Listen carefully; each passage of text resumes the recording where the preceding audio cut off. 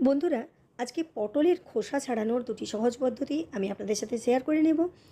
বঁটি দিয়ে আমরা এইভাবে অতি সহজেই পটলের এই ওপরের খোসাটা ছাড়িয়ে নিতে পারি। পটলটা যদি পিল করতে না চাই সেক্ষেত্রে এই পদ্ধতিটা অত্যন্ত সহজ এবং সুন্দর পদ্ধতি। মা ঠাকুমার আমল থেকে এইভাবেই দেখে আসছি যে পটলের খোসা ছাড়িয়ে নেওয়া হয়।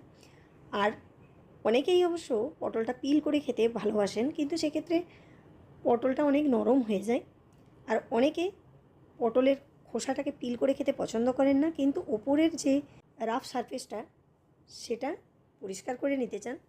তো তার আরেকটা পদ্ধতি হলো, এখন তো আমাদের প্রত্যেকের ঘরেই এই শসা বা আদা করার জন্য এই কুড়ুনিগুলো থেকেই থাকে। তো এইটার ওপর যদি পটলটা এইভাবে ঘষে নেওয়া হয় তাহলেও খুব সহজেই পটলের ওপরের খোসাটা সেটা আমরা পরিষ্কার করে নিতে পারবো। এই ক্ষেত্রে পটলটাকে পিল না করেও আমরা পটলটা রান্না করতে পারবো। আমি পটল পরিষ্কার করে নেওয়ার জন্য দুটি পদ্ধতি আপনাদের সাথে শেয়ার করলাম।